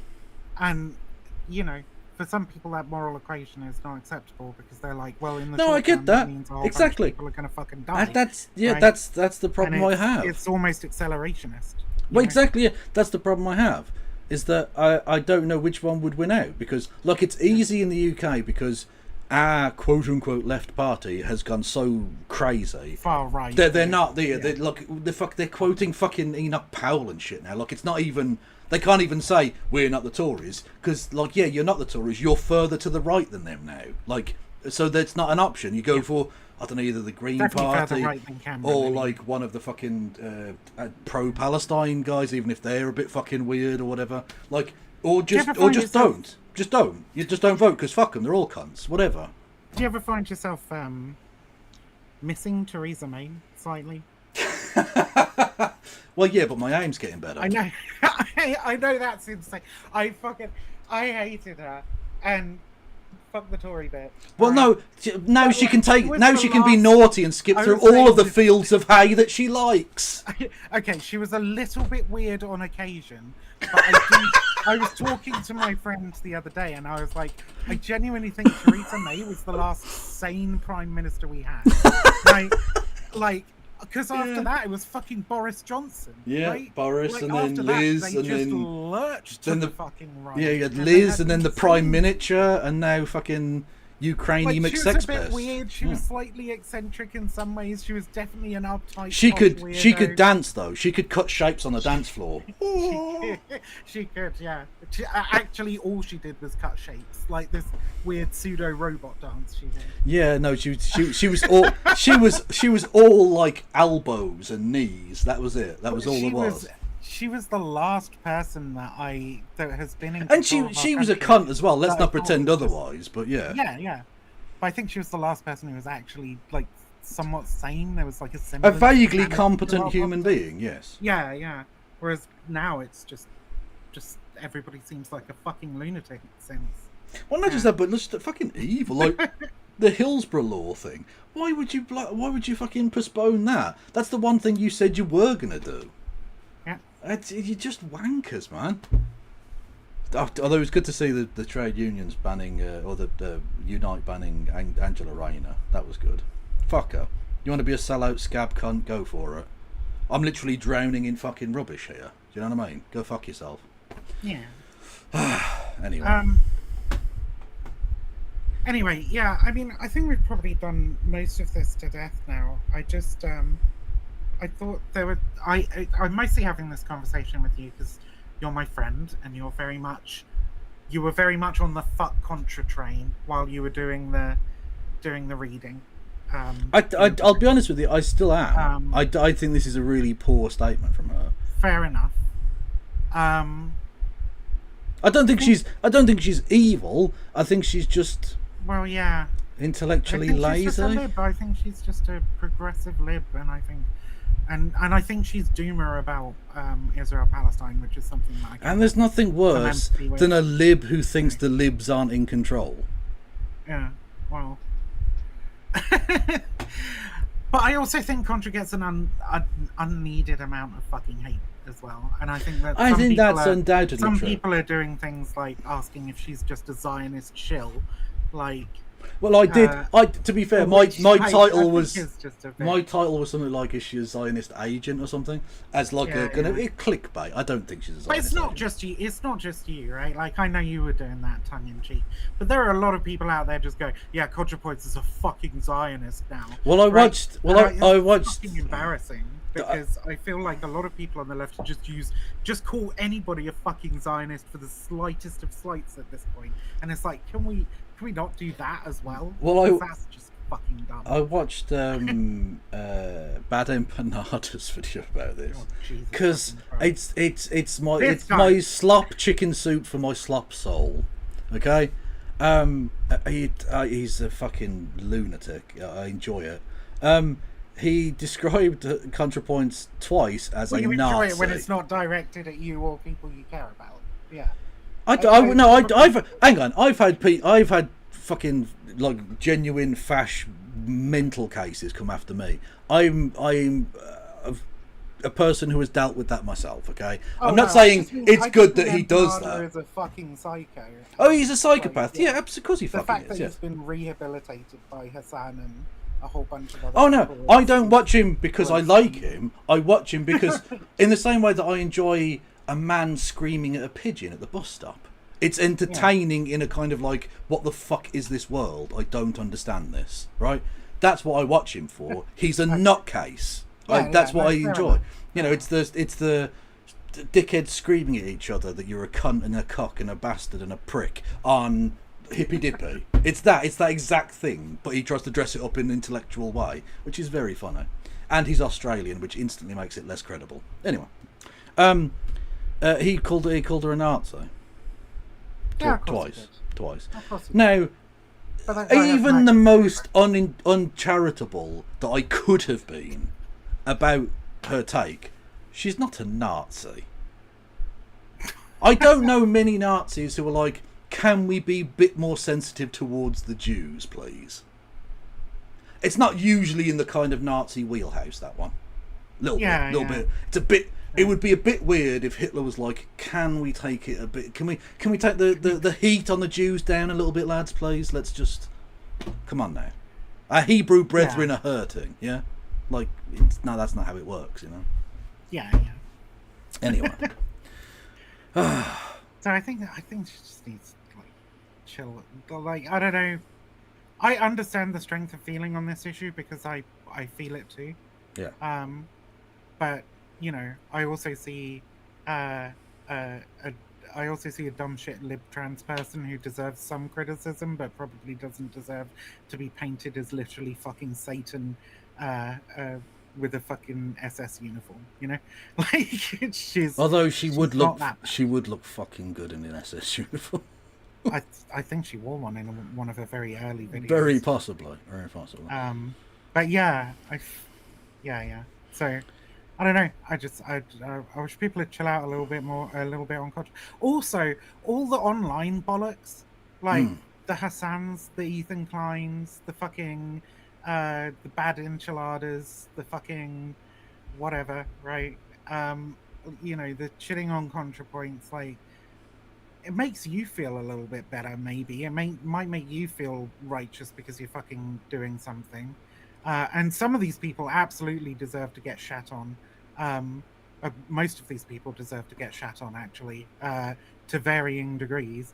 But they deserve to get shat on an appropriate amount, and you don't deserve to spend all your fucking time obsessing over shitting over them, because they mean nothing. These people mean fucking nothing. No, Benjamin Netanyahu is not taking his fucking cue from Ethan Klein. Okay, he does not care. Right? He's a massive H3 fan. Massive. Do you not know? Yeah, no, he was a regular. He was a patron. Yeah. But like, but that's what. Yeah. Actually, he did grow up in Philadelphia, so he might watch some YouTube. I don't know. Possible. Definitely, as somebody who is terminally online, I sympathise about being terminally online, but like, I think people get too fucking involved in online content. I'd tell creativity Benjamin and think that they're doing something when they're not. I'd tell Benjamin Netanyahu to go touch grass, but he lives in a desert.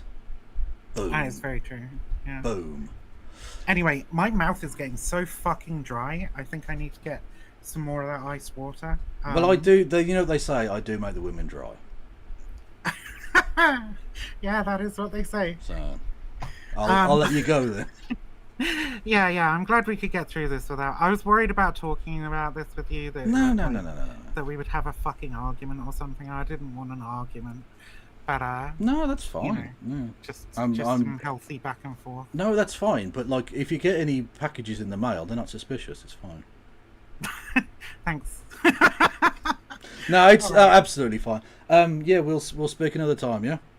Yeah, absolutely. Hit me up anytime. Much love. Cool beans. Everyone go and follow. No, fuck's sake. Everyone go and follow MxVivianWulf, my favourite T word. Do it on Twitter, even if everybody's telling people to go to Blue Sky nowadays. So I don't know. Go follow her on Blue Sky. Are you on Blue Sky? I am on Blue Sky. Go to but Blue Sky. I hardly ever post there because it's tiny. My following is tiny, and I spent a lot of time building up my following on Twitter. You know.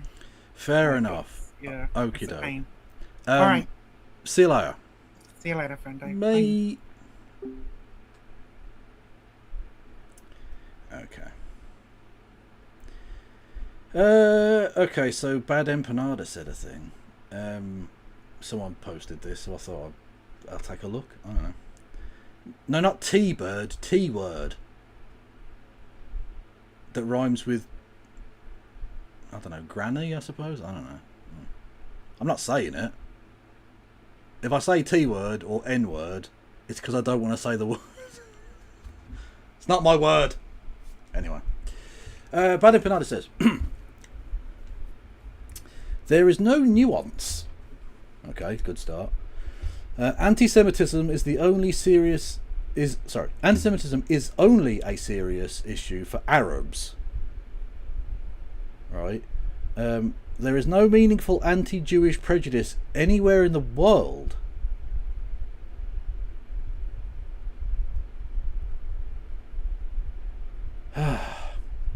Jews are actually a massively privileged group of people, and affording them special status makes you a fucking moron.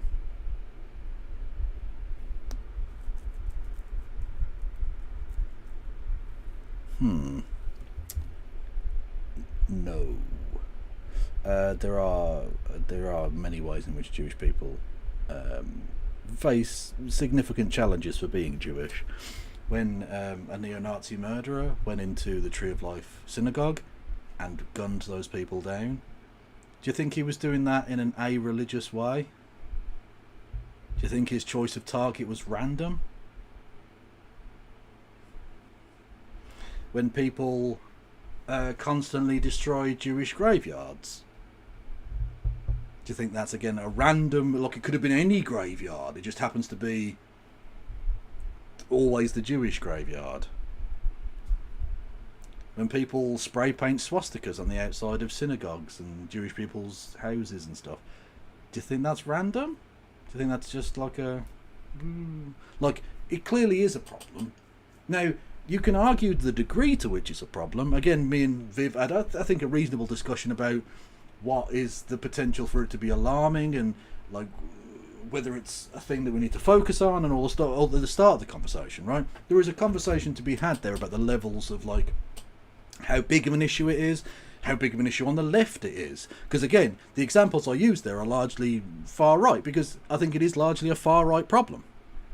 I think when you have fucking Elon Musk, oh my god, how can you say there's no anti-Jewish fucking bullshit? You have Elon Musk, one of the most powerful men in the world, the richest man in the world, zig-heiling at the podium of the President of the United States.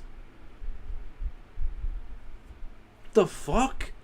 Oh, this guy's a clown, man. Like I say, I don't watch his videos because I think that I like him or whatever. It's like watching someone piss themselves on the bus or something. It's just like a fucking mad experience. He continues for some fucking reason. Anti-Semitism is not serious in the USA, nor anywhere. You are a total rube who eats up Zionist propaganda like it's nothing. There's a theme. There's a kind of repetitive theme going on here. He continues, anti-Semitism is not bad in the USA or anywhere, you enemy within. You enemy within. I don't know who he's referring to there because it says the quote post is unavailable. But that's an iffy statement, if nothing else. Okay, he's an idiot. Again, you know, He's a fucking moron. Does anyone have anything they want me to watch? Because I've got, like, I was going to talk about the UK government being shit in regards to pushing the Hillsborough Law back, which they haven't technically blocked it in as such as because they're still potentially going to do it. It seems they've claimed they want to do it, but they're just going to do it later on or something. They're probably going to water it down because they're cunts. And I was going to talk about Angela Rayner being a scab piece of shit who's been kicked out of her union, which technically is my union too, Unite. And that Unite might be disaffiliating from the Labour Party because, yeah, they've completely abandoned the working class. So, yeah, they should disaffiliate, and they should fucking stop giving them money. Why are you giving money to the same people who are trying to fuck you over? It's very weird. Oh no, what is this? Why the UK is quickly preparing for war. Okay. Keep calm, carry on, then sound the bloody alarm, because the United Kingdom's new Strategic Defence Review is the biggest overhaul of their military in over a generation, aimed at preparing for war to deter it from happening in the first place. I read the 144-page government document so that you don't have to, and it outlines their plan to radically transform each branch of the armed forces and invest billions of dollars into a new hybrid drone navy, additional munition plants, fighter jets, and thousands more personnel. That smells like defense contracts. In fact, all the 32 European NATO members just met and pledged to reach 5% defense spending by 2035, which means Britain Which they definitely won't, by the way, because as soon as Trump's gone, the whole fucking dynamic changes. will rearm at a pace not seen since the Cold War. Why is that? Fortunately, the Defense Review itself spells out their justification so that the slower kids in the back of the class like myself can understand. Russia's mentioned 33 different times in the document. The British Prime Minister says in its intro pages, Russia's waging war on our continent. I'll be honest, this is boring. I know we've only listened to a minute of it, but this has bored me already. Can I have anything else, please?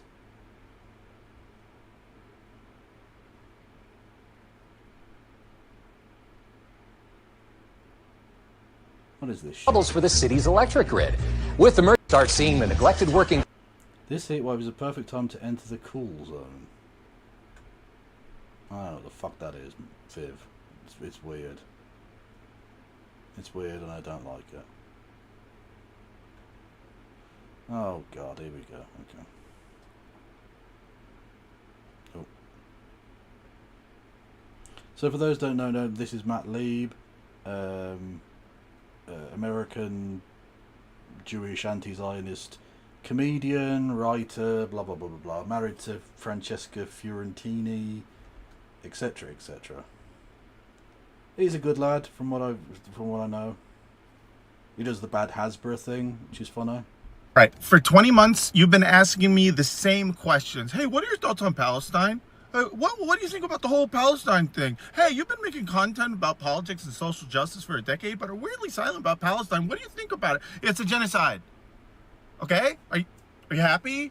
I've known it's a genocide, and I've always been against it. Well, hey, how come you haven't said anything about it? I have. I've been writing about it every day in my diary. Yes, I haven't said anything publicly for 20 months about it. Because why? Because what good would it do? It doesn't do anything. All it does is let you know that I'm against genocide, which is the exact question that you've been asking me. But I was absolutely going to say something. I was going to say something publicly about it, but then I started to think and I was like, just be honest. There's nothing I could have said. There's nothing I could have posted that would have made the pro-Palestine crowd happy.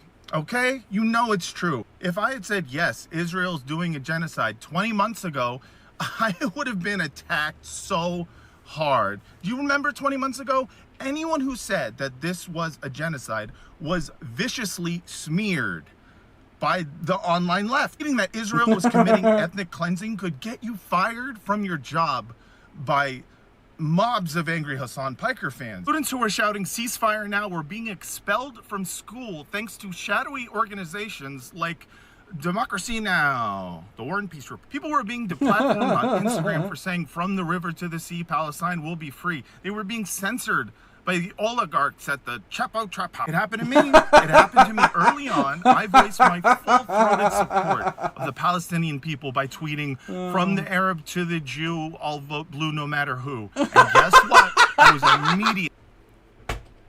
Okay. I do like the phrase, from the Arab to the Jew, I will vote blue no matter who.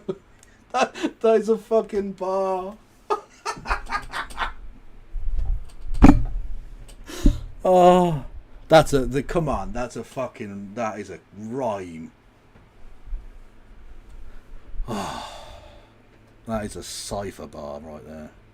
Immediately canceled by the left. Like, someone would be labeled a Zionist for slightly deviating from the leftist talking points. Like if they said, like, yes, Israel is committing a genocide and there's nothing we can do about it. Have you seen any good movies lately? Immediately people are like, oh, you're Zionist. People are falsely misconstruing my silence as either like tacit support of genocide or as cowardice. And you know what? It's neither. I haven't been silent.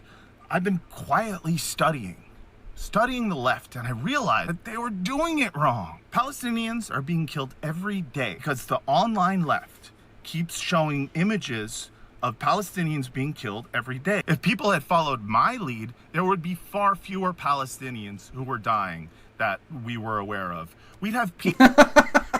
That's actually the serious point. Like, how would Contrapoints' approach to this have meant fewer deaths? Because she says, like, oh, the left did all of this. The left did all of this, and it didn't save a single Palestinian. Okay, and how would your plan have done that? How would your plan have achieved that? Exactly. Peace and quiet. At the very least, we'd have quiet. And that's half of what we want. But the left always makes the perfect the enemy of the good. They cannot compromise even a little. So no, I will not be making any content about the genocide, okay? It's too divisive, it's too intractable, and it's literally impossible to do it in an entertaining way. Literally. What is this? I disavow this, obviously. Violence against federal authorities is bad, so don't do that. You shouldn't do that. That's bad. On an unrelated note, did you see some ICE people fucking up in California?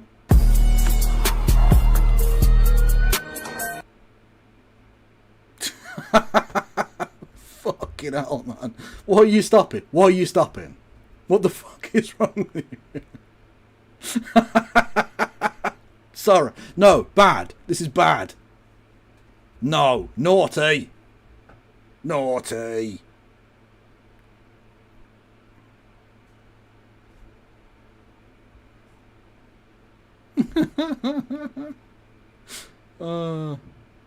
Yeah, I wouldn't be backing up, lads. I'd get the fuck out of there, man.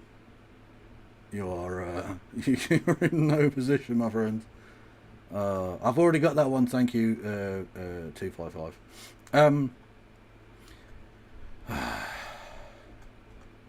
Oh, yes, a doggo that barks solely at police cars. They grabbing his nuts, and on the other hand, without a gun, they can't get none. But don't let it be a black and a white one, cause they'll slam you down to the street top. Black police showing out for the white cop. Ice Cube will swarm on any motherfucker in the blue uniform, just cause I'm from. Okay, copyright. It's a tiny furry comrade. Fuck yes.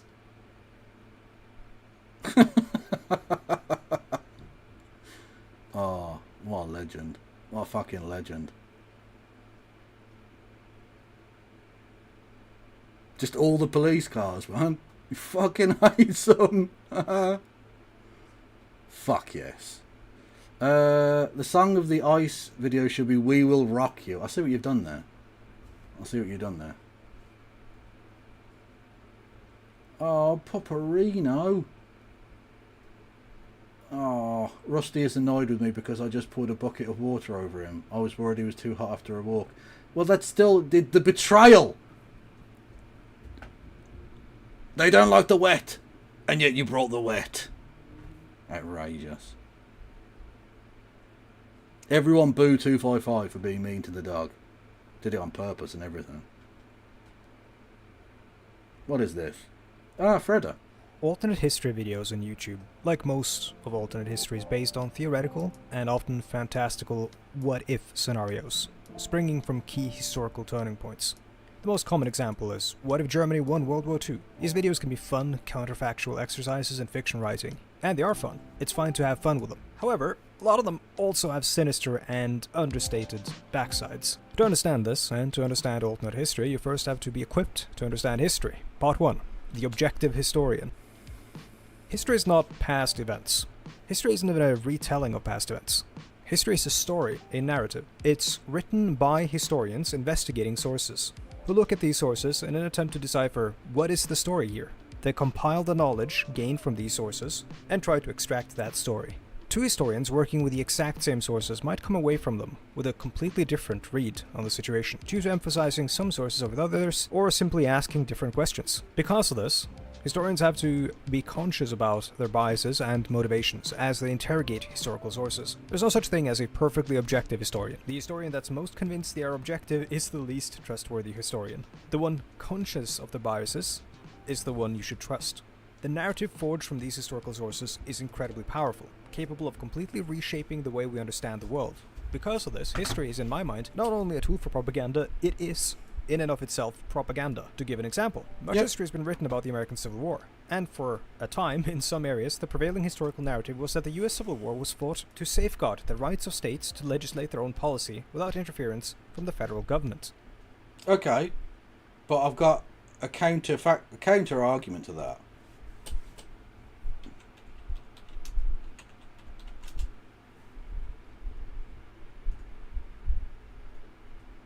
Very few things in history are black and white. A lot of it is gray, and that includes the Civil War. It was actually fighting for states' rights. States' rights to do what? Excuse me, sir? States' rights to do what? What did you want to use those rights for? You usually don't mention that part. I want to hear it. I wonder what you want to do with them. Well, the Confederacy didn't want to be oppressed by the North. Really? What were they preventing you from doing? What did they not want you to do? Listen, my friend, there was more to it than slavery for why we made the Confederacy. It's really, really interesting because the guy who made the Confederacy, the vice president, said that it was because they wanted to have slavery, and all the state constitutions said they wanted to have slavery, and they seceded the moment that the president got elected that was going to abolish slavery. Boy, the Confederacy sure looks slavery adjacent, at least. Now, anyways, states' rights do what? You're ignoring our other concern. Yeah, but among the concerns was slavery, so I don't care because you deserve it because you're evil. And slavery is evil. You should know this. By the way, could you answer my question, you fucking traitor? States' rights to do what? Well, it's our heritage. It lasted 5 years. The Annoying Orange has existed longer than the Confederacy did. The fucking Annoying Orange, dude. You're gonna celebrate a nation so fucking weak the Annoying Orange outlived it? Well, states' rights. Get Douglas. Get Douglas! The boy must understand that he must find his Uncle Sam away. We'll all go down to Dixie. Get Douglas! In some circles, this is still the prevailing narrative.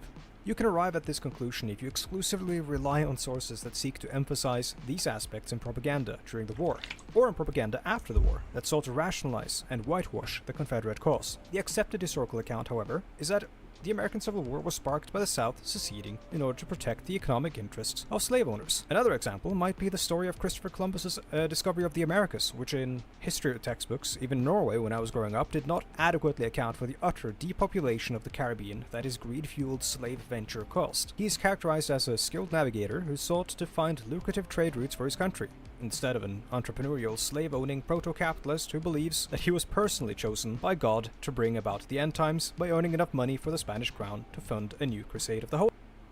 Also, the sex-trafficked children? Although, to be fair, lots of white men went to America and did that. We won't go into it. Holy Land. I am not making any of this up. My point being that even if either of these accounts are more correct by the standards of historians in their field... Have I seen the Checkmate Lincolnite series? I am the Checkmate Lincolnite series. Not literally. But no, I have. I think I've watched them all on stream. They're amazing, yes. Actually, a lot of Atunche Films' stuff is really good. It's very good. they're nonetheless neither objective nor factual retelling of events. Although I think Frozen 1950s man is a bit meh, but you know. Because none of the historians writing these things were there. They are narratives based on available sources, attempting as much as possible to reach some semblance of historical truth that can never quite be achieved. Because it can never be quite achieved, That's true. There was never officially a declaration of war. That is literally true. Yeah. Although interestingly, Monkey Sputum, and this is where I'm going to get my history freak on, one of the strongest arguments that the Confederacy made for its statehood was that the United States was running a blockade on them. Because, again, officially the United States federal government never accepted there was any such state as the Confederate States of the United States of America.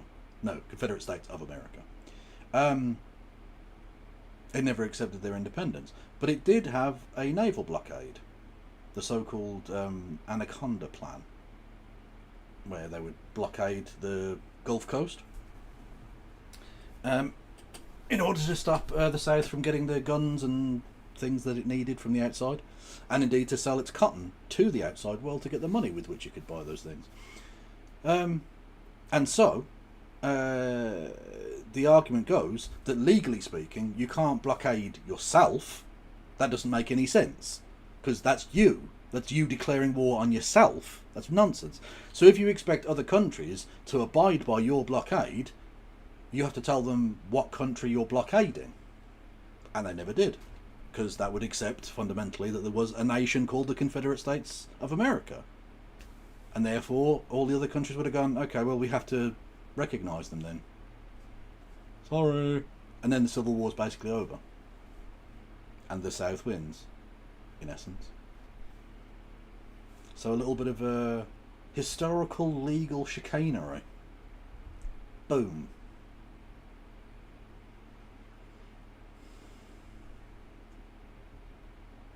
such a thing as a concrete final narrative of history on any subject. This is the one thing historians have going for them in terms of job security. So now that we've established that history is written from the... Would Britain have?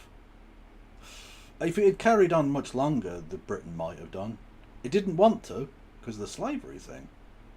It wanted to because of the cotton thing, definitely. But it didn't want to because of the slavery thing. And the pissing off the rest of America thing, because America was a rising power, so like... you know, and Canada was right there. It was a tricky situation. Basically, Britain didn't want to get dragged in, ideally. They just wanted cotton, and they didn't really care who picked it, just as long as it was cheap and readily available. Because we got mills that need cotton, motherfucker. At least we did then. We don't now. We haven't got fucking anything now, but... What can you do? What is this? What are you, Portable orange? How emperors became god. How I joined and left the far... Oh, okay. That seems like a person we can look into. Thank you. Blame Canada, indeed. Point of view of a person with biases, relying on a selection of sources written by people with biases, let's get into alternate history. Part 2. Constructing reality. Alternate history... No. I'm not saying best not piss off the Canadians. I'm saying Canada wasn't an independent nation. Britain had lots of troops in Canada. If we'd accepted the independence of the South, the North might very well have declared war on us. And then we've got a war with troops in Canada, maybe, or something. Maybe they try and blockade Canada as well. Who fucking knows? It was a problem that they just didn't want to fucking deal with. It was a complexity that needn't be brought about. So we went, it's up to you lads. You fight amongst yourselves, you weird colonial types. We want no part of it. It's fiction. But it's fiction. But by the way, if you need boats, we're selling boats. We got loads of boats. Again, we had shipyards and stuff back in the day. That operates on the pretense of being based in some sort of analysis of reality. There's an inciting event or a key turning point, the point of divergence from our timeline into the alternate history timeline. Or more often, in fact, authors work backwards from the reality they want to construct, towards a point where maybe that reality could have become real. An example is Harry Turtledove's Southern Victory, where Turtle Love starts with a question. What if the South won the war? And then works back from that and tries to find a way that they could have won. However, the instances in history where the outcomes come down to a single event are few and far between. Usually a particular event's occurrence is contingent on a multitude of passive enabling factors, and then it additionally requires a number of active factors, like the actions of people in the moment. These things intuitively make sense, of course, but it's important to... Boo! Everyone boo McClellan. Boo! Boo! Bad dude. Just saying. Nearly president. Bad dude. Anyway. Britain did have shipyards, yes. You know what Britain also used to have? Real jobs. And we don't anymore. Which is part of the reason that I'm a streamer.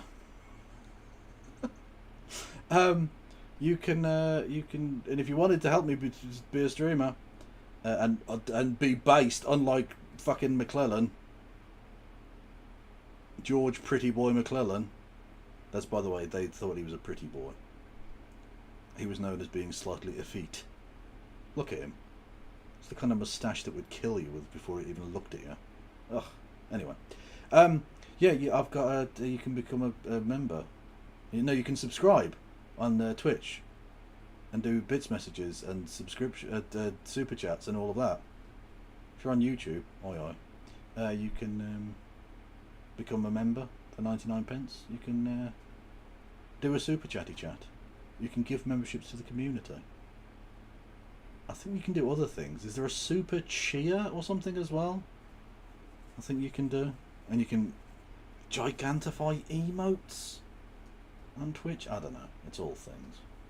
Understand how authors of alternate history aren't predicting certain outcomes based on factors in their alternate history timeline. They're instead writing towards those outcomes. Like most authors, they have an idea of where the story needs to go and are working their way towards that, even long before the point of divergence. As an author, they are the master of their reality that they are constructing, and every action and event in this reality flows from their imagination, their worldview, their ideals, and experiences. So when an author is writing a work of alternate history or any other form of fiction, or actual history itself, we always have to interrogate what the author is trying to convey with their work, what are the themes and messages the author wants us to walk away with once we're done inhabiting their world or reading their text. Part 3. The Thesis. All works of fiction and all works of history have a message they wish to impart, an idea they wish to convey, or an argument they want to persuade you to accept. Sometimes these things are communicated subtly through a work's themes, or as is the... George C. McClellan was absolutely a melter. It's not been said enough.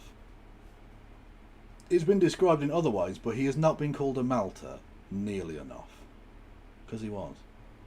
The case of works of history, overtly in the form of direct argumentation. Maltoid. This makes many of these works have propagandistic elements, as I mentioned. This doesn't mean they're all sinister, but that they are trying to influence the way you think and see the world, just as I'm doing with this video. Let's illustrate an example of how quickly an author's thesis can be identified and how quickly it can start the alt history scenario off on a very shaky ground. Here's a video from a channel called Monsieur C, or Monsieur Z, or Monsieur Z, I don't know. Before I talk more about this guy, Mr. Z, let me play a very short clip from his video. The name of the video is What If the Bay of Pigs invasion succeeded? For him, encouraged him to step down, and ultimately granted recognition to the newly formed government of Fidel Castro, not realizing Castro carried deeply anti-American sentiments and was becoming increasingly sympathetic to communist ideals. The breaking point came with the warming of Cuban relations with the Soviet Union. Look at the neck on this lad. Khrushchev fucking triple chin over here. Oh. He doesn't look quite human. He looks a little bit like a piglet. A fluffy-haired piglet. What does Malta mean? It just means like prick, asshole, something like that. And the nationalization of American-owned industries within Cuba.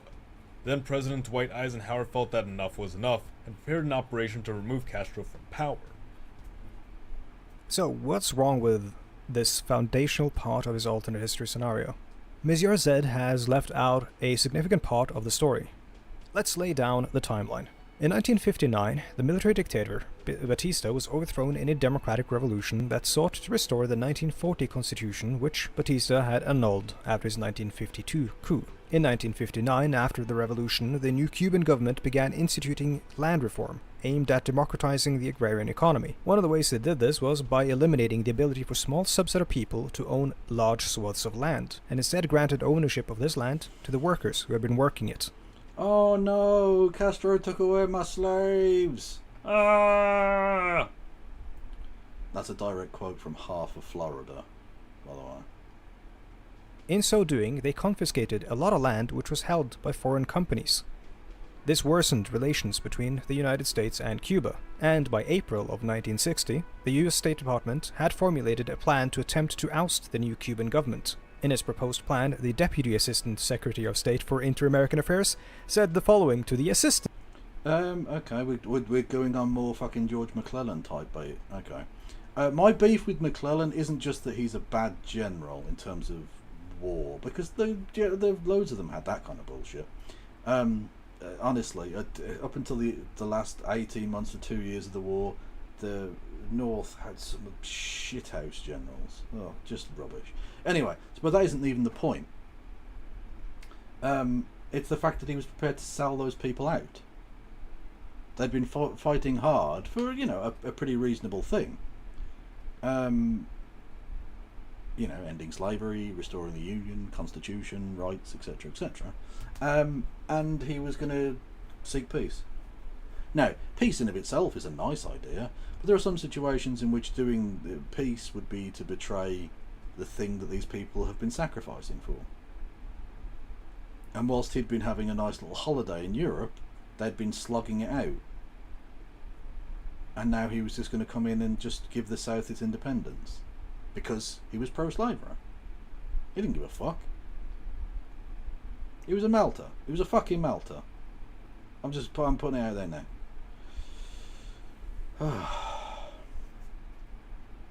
Anyway, thank you. Why would I store him with an on-screen celebration, which apparently is another thing you can do to give me money if you wanted to. Yeah. Assistant Secretary of State for Inter-American Affairs, while acknowledging majority support for the Cuban government. Oh, and even before that... Tess, we don't need to feel old today. Let's just stop it. By the way, in March 1960, the CIA had already begun preparing to overthrow the Cuban government. Anyways, here's the Deputy Assistant Secretary of State for Inter-American Affairs. The only foreseeable means of alienating internal support is through disenchantment and disaffection based on economic dissatisfaction and hardship, and he recommended a policy that would deny money and supplies to Cuba, to decrease monetary and real wages, to bring about hunger, desperation, and overthrow of government. In May 1960, Cuba began purchasing arms from the Soviet Union because the US insisted on maintaining its arms embargo on Cuba that had begun under Batista. In July 1960, the US reduced the amount of sugar it was buying from Cuba, so the Soviet Union started buying Cuban sugar instead. In June 1960, the US stopped exporting oil to Cuba, so the Cubans started buying Soviet crude oil. However, Cuba lacked any way to refine the oil, since the US-owned refineries on Cuba refused to refine Soviet oil. So Cuba nationalized the oil refineries Fuck yeah, baby! without compensation. In response, the That's the US way to announced do an it. embargo on all trade to Cuba, except for food and medicine. In October 1960, Cuba nationalized most... And even then, it's not technically true, because any ship, regardless of what it's delivering, to Cuba, if it docks at a Cuban port, can't then dock at an American port for, I think it's 20 years? Basically meaning that any company that runs ships doesn't deliver to Cuba. Because America is really quite evil. Really very, very evil. US-owned businesses and property on the island. In January 1961, the United States severed all diplomatic ties to Cuba. And then finally, in April 1961, the CIA trained Cuban exiles, utilizing US B-26 bombers to soften up the beachhead, attempted and failed in their Bay of Pigs invasion. December 1961, Fidel Castro declares himself a Marxist-Leninist and a socialist. The United States has officially Fucking tanky! shot itself in the foot by pushing Cuba further towards Soviet alignment. when perhaps there was room for peaceful coexistence of Cuban land reform and economic justice in Cuba and American capitalism in America. So it's clear, Monsieur Z's thesis here is to say Cuba bad because communism, just as I hope it's abundantly clear that my thesis in the previous section was to say post-revolutionary Cuba did a lot of good, and Cuba's alignment with the Soviet Union must in part be blamed on strategic missteps by the United States, who could have had a friendly Cuba. Now, just to clarify, an author having a bias is usually not a problem. A good author is aware of their biases and message of their work, and those who are consuming the work are also aware of these things. However, in some situations, the author isn't trained to be acutely aware of these things. Or in the worst case scenario, they are, and consciously hiding their motivation behind their work. Monsieur Z is probably both. He makes content that's overtly far-right, and he doesn't seem to have a firm grasp of history. In these situations, what might on the surface seem to be a benign piece of alternate history could be a veiled attempt at propagandizing deeply... Hey, hello, Joe Arnold. I'm just going to say that. I'm not going to say anything else.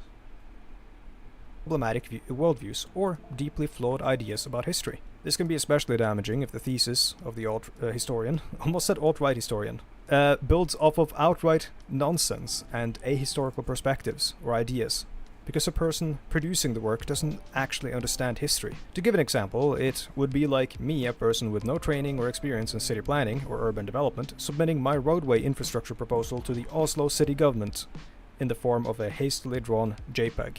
If someone else who is untrained in these things wants to look at that without any pushback from someone who knows what they're talking about, they might actually get the incredibly stupid... Just one more lane!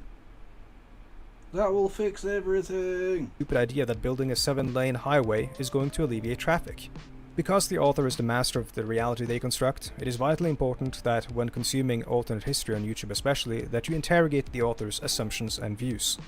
And if you know their worldview, attempt to understand how it may affect or otherwise skew the content they're creating. There's no such thing as apolitical history. If anyone tells you that they are apolitical and then go on to present their theory for how the Nazis could have won World War II, then get out while you still can.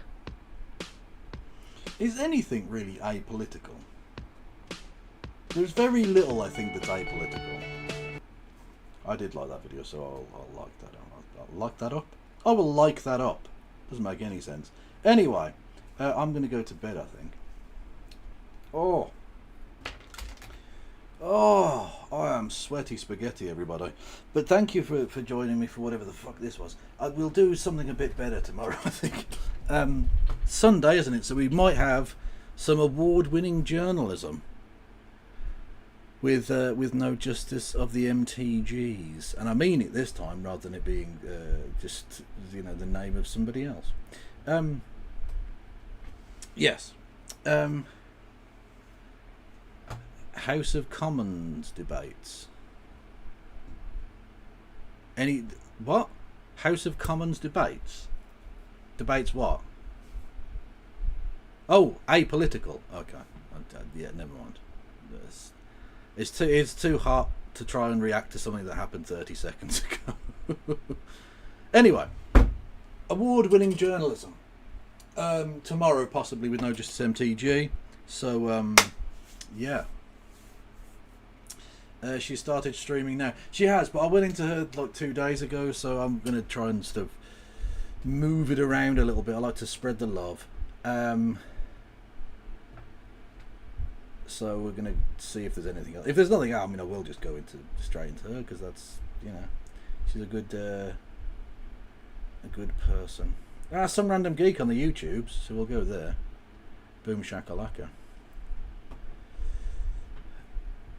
There are MTGs. There are Magic the Gatherings. No, it's Magic's the Gathering. That's the plural. Like Secretaries General. I don't know what the fuck I'm talking about. Anyway.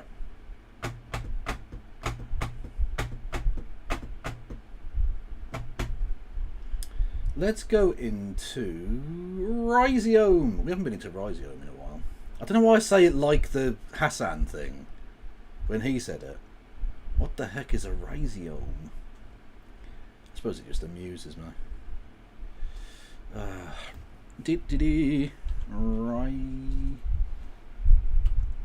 So, is that how you spell it? No, it's a H, isn't it?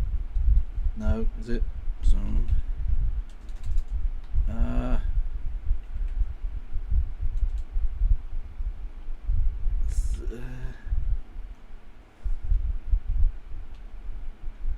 What? Have I gone fucking mad? Has he just finished or something? Oh, it's RHY. I'm fucking missing the Y out. Okay. Everyone go and say hello to Rhizome, who was good. And like I say, I'll be back. I'll definitely be back tomorrow, probably with no justice for probably the award-winning journalisms. But I don't know. It could be anything, chat. It could be fucking anything. But it'll probably be that, to be honest. Anyway, thank you all for listening and watching. Thank you for your support. Thank you for being you. You're fucking awesome. Free Palestine. No pass around.